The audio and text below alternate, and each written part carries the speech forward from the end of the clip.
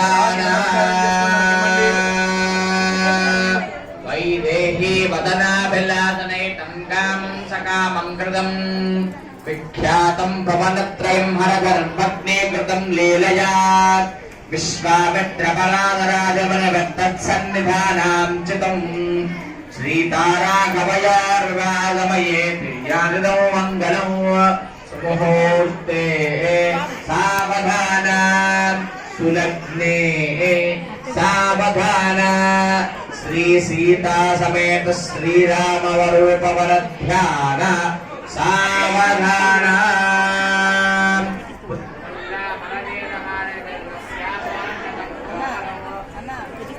అమ్మా ఒక్కసారి నేను చెప్పే మంత్రాన్ని అందరూ పలకండి.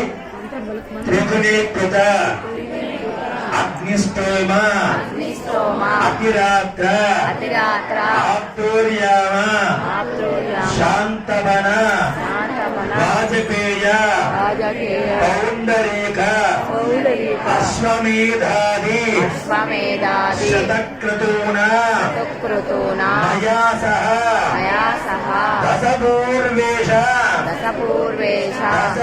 దశ అపరేష మాతృవంశానా నరకాతు బ్రహ్మలోకే నిత్య నివాస సిద్ధ్యర్థం సీతాదేవి కన్యాదానం అహం కరిష్యే అని చక్కగా వచ్చేసి అమ్మవారిని, అయ్యా మా అమ్మవారు త్రిగుణీకృత అగ్నిష్టోమ అతిరాత్ర ఆప్తోర్యామ శాంతవన వాజపేయ పౌండరీక అశ్వమేధాది శతక్రతూన. అయ్యా అప్పుడు చెప్పారు జగద మహారాజు గారు, ఏ పని చేస్తున్నా ఎక్కడికి వెళుతున్నా ఎందులోనైనా సరే మా అమ్మాయి లేకుండా నువ్వు ఏ పని చేసేదానికి పనికిరాదయ్యా. కాబట్టి మా అమ్మాయి వచ్చేసి మయా సహ దశపూర్వేష దశ అపరేష, మా అమ్మాయి మా వంశాన్ని కాదు మీ వంశాన్ని కూడా నిలబెట్టేటువంటి అమ్మాయ్యా. కాబట్టి మీ యొక్క వంశంలో మీకు మీ యొక్క తాతలు ముత్తాతలు వాళ్ళందరూ కూడా 10 తరాల వాళ్ళు, తర్వాత మీ వంశం తర్వాత మీ తర్వాత వచ్చేటువంటి మీ కుమారుడు మనవడు ముని మనవుడు ఆ యొక్క వంశతరం 10 తరాలు.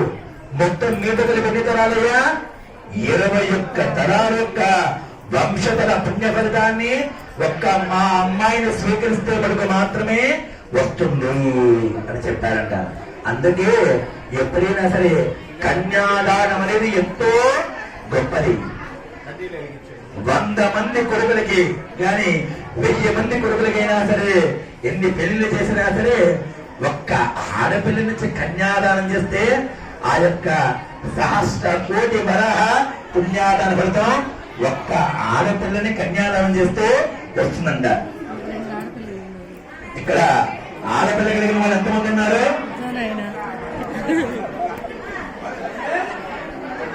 కాబట్టి ఇంటికి ఆడపిల్ల అంతటి శ్రేయస్కరం. కాబట్టి ఎప్పుడైనా సరే మనం ఎప్పుడు చూసినా సరే కొడుకులే కావాలి కొడుకులే కావాలి కొడుకులే కావాలని అందరూ అనుకుంటారు. కాబట్టి 1000 మంది కొడుకులే ఒక్క ఆడపిల్ల సమానం అంట. అవునా? అటువంటి 1000 ఆడపిల్లలకి 1,00,000 మంది అబ్బాయిల యొక్క పుణ్యఫలితం 1000 మంది ఆడపిల్ల యొక్క పుణ్యఫలితం ఉంది. అంటే ఒక సహస్రం అంటే 1000 మంది అబ్బాయిలు కనుక ఉన్నా సరే ఒక్క ఆడపిల్ల ఉన్నా సరే ఒక్కటే అంట, అంతటి సమానం అంట. కాబట్టి ఇందులో అబ్బాయి వాళ్ళు ఎక్కువ అమ్మాయి వాళ్ళు తక్కువ అనేది కూడా ఏం లేదు. అమ్మాయి వాళ్ళు ఎక్కువ అబ్బాయి వాళ్ళు తక్కువ అనేది కూడా ఏం లేదు. ఇది వేద పురాణంలో చెప్పబడి ఉన్న మటుకు మాత్రమే, అందుకు మటుకు మాత్రమే ఇప్పుడు చెప్తున్నాను. కాబట్టి ఏం స్వామి అమ్మాయి మీరు ఒక్కటే 1000 మంది అబ్బాయితో సమానం చెప్తున్నారు అని అబ్బాయిలు చిన్న చూపు కాదు, అమ్మాయిల్ని గొప్ప చూపు అనేది ఏమి కాదు. ఇద్దరు సర్వం సమానమే.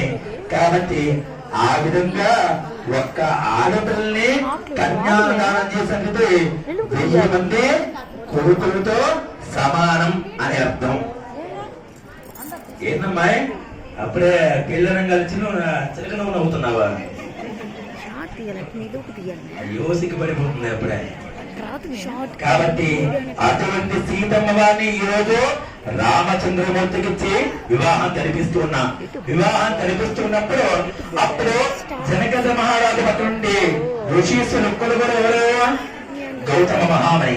అప్పుడు ఆ గౌతమ మహామణి గారు యొక్క రామచంద్రమూర్తి యొక్క తండ్రి గారిని దశరథ మహారాజు గారిని పిలిచి, అయ్యా దశరథ మహారాజా, ఇప్పుడు వచ్చేసి మీ యొక్క కులగోత్రాలన్నీ కూడా మనకు మాత్రమే తెలిసిన ఆయన, మా బంధువర్గాలకు ఎవరికి కూడా ఏమీ తెలియవు.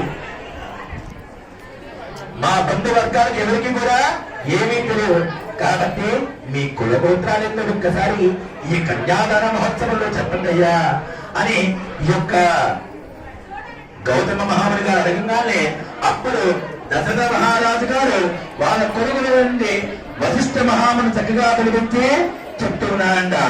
చతుస్సారణంలో మహాదేవే దశకం భగవ వాసిష్ఠ మిత్రాన్న కరుణ్యంత్రయాశ ప్రమరాన్విత వశిష్ఠ గోత్రోద్భవస్య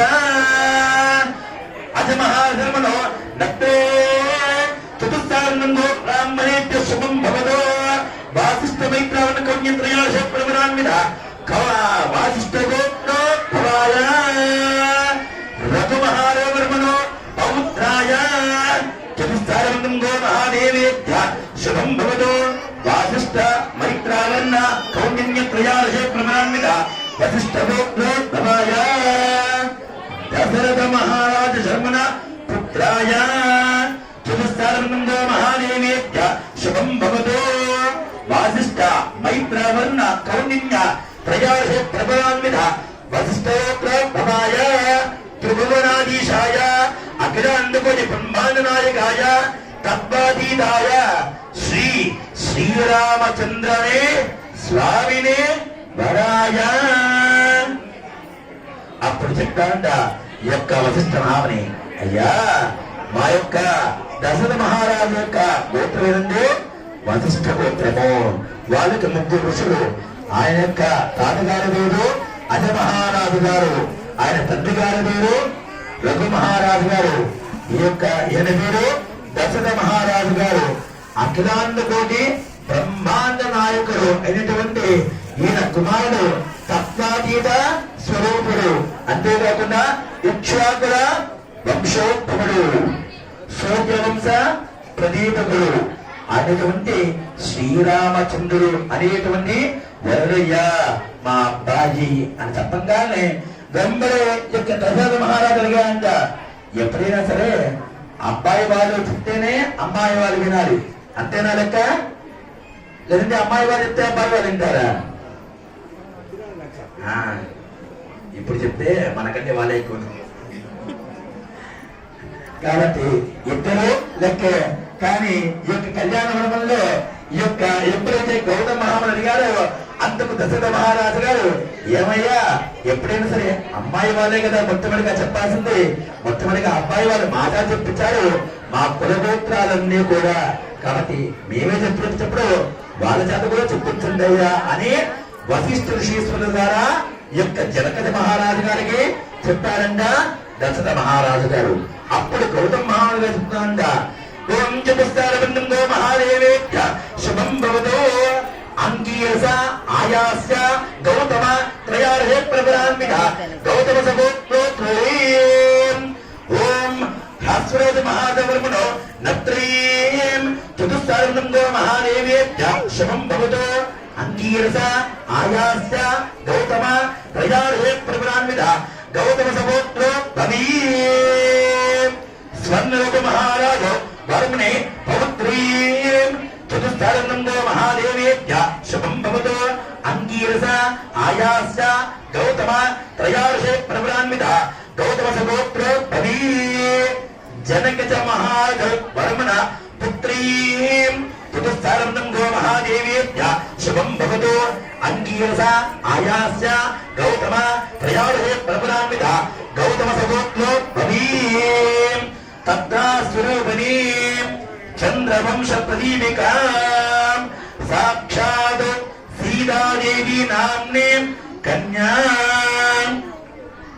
వెంబడే ఆ జనకథ మహారాజుగా చెప్పారంట, అయ్యా మీకు ఎలాగైతే ముగ్గురు ఋషులు మాకు కూడా ముగ్గురు ఋషులయ్యా, అంగీరస ఆయాస్య గౌతమ అనే ముగ్గురు ఋషులు.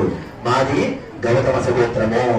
మా యొక్క ముత్తాత గారి పేరు వచ్చేసి హ్రస్వరూప మహారాజు గారు, మా యొక్క తండ్రి గారు స్వర్ణరూప మహారాజు గారు, నా పేరు జనకచ మహారాజు.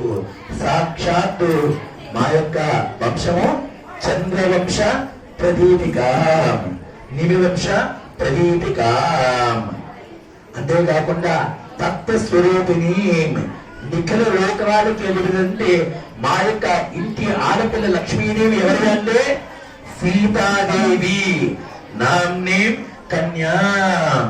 ఇటువంటి ఆడపిల్లని నేను మీకు ఇస్తున్నానయ్యా అని చెప్పగానే అప్పుడు ఆనందపడి కన్యాదానాన్ని చక్కగా స్వీకరిస్తూ ఉన్నారంట ఈ యొక్క దశరథ మహారాజు గారు. ఈ యొక్క లోక కళ్యాణార్థం కూడా సీతా సమేత రామచంద్రమూర్తి వారి యొక్క లోక కళ్యాణార్థంగా ఈ కళ్యాణ మహోత్సవాన్ని ఎప్పుడే అప్పుడు చెప్పంట, అయ్యా ఇటువంటి కళ్యాణాలు మీరు నిర్వహిస్తూ ఉన్నప్పుడు మీరు భూమి నుంచి ఆకాశం దాకా రబ్బర్ కాసు లెక్కన పోసినట్లయితే ఆ యొక్క రబ్బర్ కాసుని ప్రతి సంవత్సరానికి భూమి నుంచి ఆకాశం దాకా పోయంట ఆ రబ్బర్ కాసులు. ఎక్కడ దాకా? ఆకాశం దాకా రబ్బర్ కాసులు పోయిగానే సంవత్సరానికి ఒక్కొక్కసారి ఒక్కొక్క కాసు తీసినట్లయితే, సంవత్సరానికి ఒక్కొక్క కాసు తీసినట్లయితే ఎన్నో కాసులకైతే ఆ యొక్క భూమి నుంచి ఆకాశం దాకా ఈ యొక్క రబ్బర్ కాసు తిరుగుతుందో అంతటి పుణ్య ఫలితం కలుగుతున్నాయా. ఒక్కసారి దేవుడు కళ్యాణం చేసినా చూసినా వినినా అని చెప్పారంట ఈ యొక్క వేద పురాణంలో. కాబట్టి అయ్యా అటువంటి పుణ్య ఫలితాన్ని ఈ రోజు ఈ యొక్క శ్రీరామనవమి సందర్భంగా మాకే కాదు అటువంటి పుణ్య ఫలితాన్ని అందరికీ కలుగజేశారు. కాబట్టి ఆ యొక్క కన్యాదాన ఫలితపూర్వకంగా ప్రతి ఒక్కరికి కూడా ఆ యొక్క ఆడపిల్లలు మగవాళ్ళు అందరూ కూడా వచ్చేసి వంశ కులాలు అభివృద్ధి చెందుతూ లోకం సుదీక్షంగా ఉండే విధంగా చెయ్యనాయన రామచంద్రమూర్తి అని అమ్మవారిని అయ్యవారికి ఇచ్చే కన్యాదానం అనేది చేస్తున్నాను.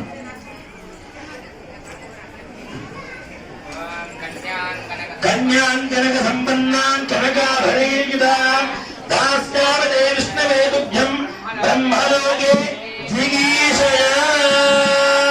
గోవింద గోవింద.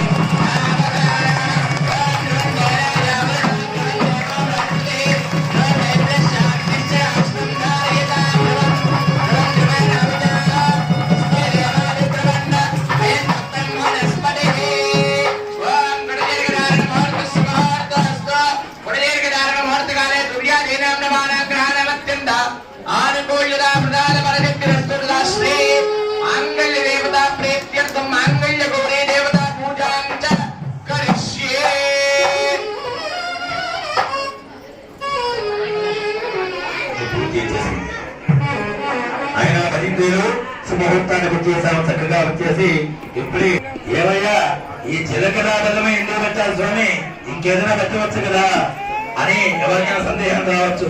ప్రతి ఒక్క పెళ్లిలో వచ్చేసి ఏది తెలిసినా ఏది తెలియకపోయినా సరే స్వామి 4 నిమిషాల్లో జీలకర్ర బెల్లం పెట్టేయండి అని చెప్తున్నారు. అసలు ఈ జీలకర్ర బెల్లం ఎందుకంటే మనకి ఒక చిన్న మాట, గోధుమ అనేది అమ్మవారు, బెల్లం అనేది ఎప్పుడూ కూడా అమ్మవారు, జీలకర్ర ఎప్పుడూ కూడా పురుషుడు.